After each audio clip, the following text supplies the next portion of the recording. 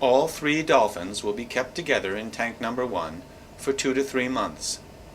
Like people, cetaceans are highly social and prefer living with others to being alone. Later, 1 or 2 may be moved to the man-made lagoon being planned by the project, where with other bottle-nosed and perhaps Sousa dolphins, training for even greater interaction with humans will begin. The first task now, however, is to get them to start eating. Between the tank walls, under the center platform, a fish preparation room has been built. Here, in this cool, dry space, equipped with fresh running water, the fish are prepared for the feedings.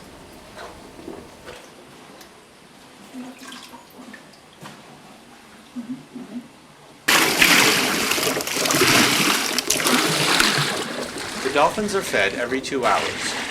For the first week or 2, they will be too timid to come near the trainers, as it is the first time they have been this close to humans.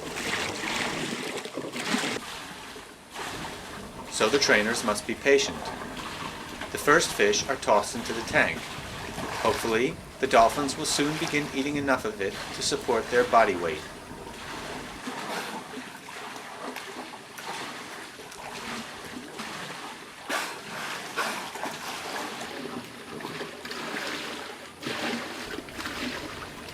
By now, the dolphins are eating satisfactory amounts and are taking the first steps to overcoming their timidity. They begin taking fish offered to them on the end of a stick. It is a good sign. They are on the road to an adjustment to captivity.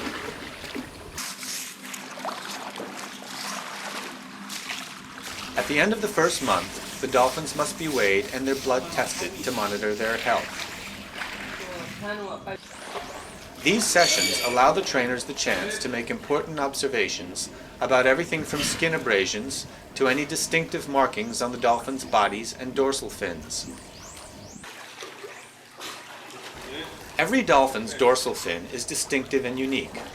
Like a person's fingerprint, it allows the positive and indisputable identification of the animal. Here, Jamie photographs the dorsal fins for his files.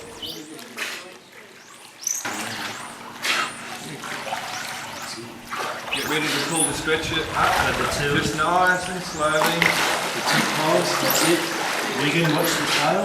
Matt, I've got this.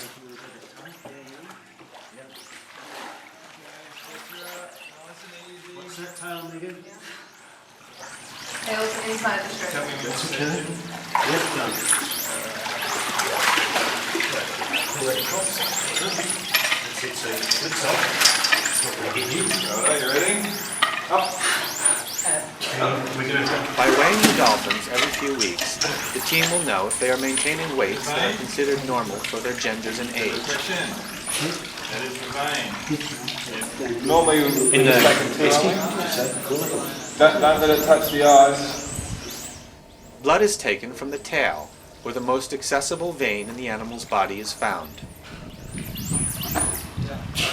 This sample will be taken back to the lab and tested for the presence of infection or the sign of any abnormality.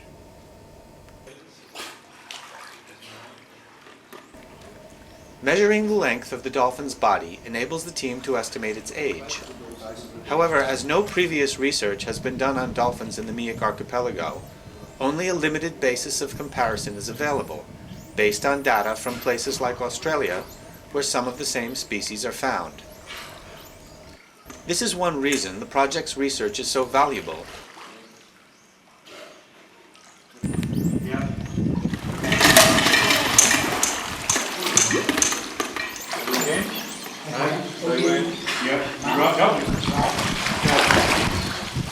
Drop it. What's up? 2.5.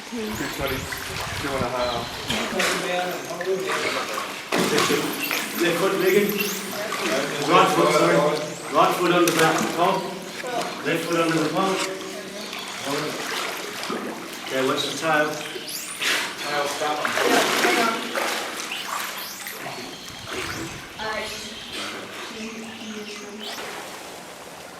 A delivery of fish has arrived from the mainland, where it has been deep frozen in a process that has killed any parasites that may have existed in it.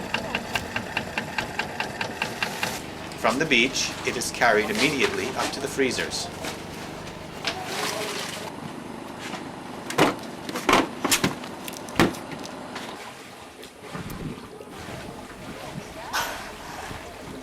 After just 1 month, the trainer's patience and skill are rewarded.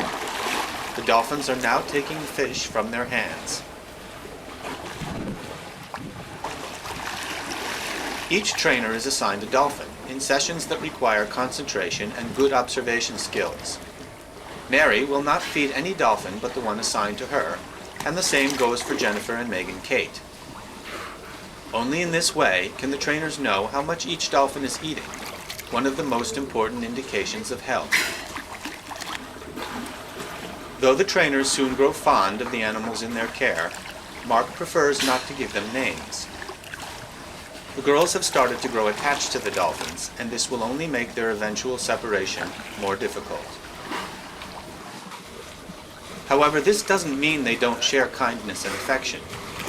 This male dolphin, known to Jennifer only as T2, is about 6 or 7 years old. Okay, this is the new proposed lagoon. As you all are aware, this is our current... It is late March, and plans are now being made for the lagoon that will be home to Salone's interactive dolphin swim program.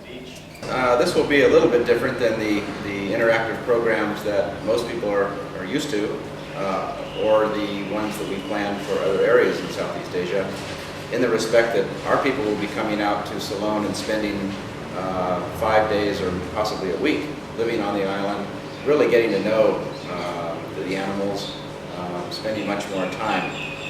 The other interactive programs that most people are aware of, the people come in for an hour to 2 hours and interface with the animals and that sort of thing. So this will be a little unique. It'll be the only one in the world that I'm aware of that operates this way, and it'll really give the folks a chance to get to know the animals, find out what it's like to be a dolphin trainer, live the life, so to speak. The Koh Tong area is still largely unknown to tourists. Do you think your project will raise its profile? Oh, I'm sure of that. Not only from the Southeast Asia side, but internationally, we will raise the awareness. We anticipate there will be a considerable amount of international media attention on this project, and that can only be positive for both us in the Koh Tong area and the whole tourism industry up here. And we've had very good support from the Minister of Tourism in Yangon. We anticipate some very good media. What have you learned about dolphin species in this area? Well, so far in the Maragui Archipelago, we've only done a small section of it, but it looks like there's some really interesting things coming out already. We've identified 3 species of dolphin, the Irrawaddy, the Sousa, and also the Aduncus dolphins here, and there seem to be quite a few of them. Quite often you'll see the Irrawaddys around the Pakchan River here coming through the estuary system, the Sousa a little bit further out to sea, and then the Aduncus out even further out to sea. We're also watching what they're eating, photo IDing the animals, working out calf from other relationships and a whole bunch of stuff. As this documentary was being completed at the end of April 2002, the MDP had begun building the dolphin lagoon on Salone Island. The plan was to have Southeast Asia's first Swim with the Dolphins interactive program in place by the end of the year. The MDP was also preparing to make application to the Myanmar government for permission to export 2 dolphins to the Philippines. What do you hope to accomplish with this project? Well, there's 3 things. We have a commercial side of this, and that would be the interactive program, and of course we need dolphins to do that. The research and the breeding program are our prime concern, and they will be financed through the interactive programs that we will run. What makes the Maragui Archipelago so special? Well, I think there's quite a few things that come together that make the whole area very special. The fact that there's not too many people around the place is good. The commercial industries around the area is fairly minimal. And one of the big things I think that encourages the dolphin population to breed so well is the abundance of fish. The fisheries department doing a great job restricting the amount of fish that is actually taken out of the environment, and that's a real positive boom for the local marine mammals here in the area.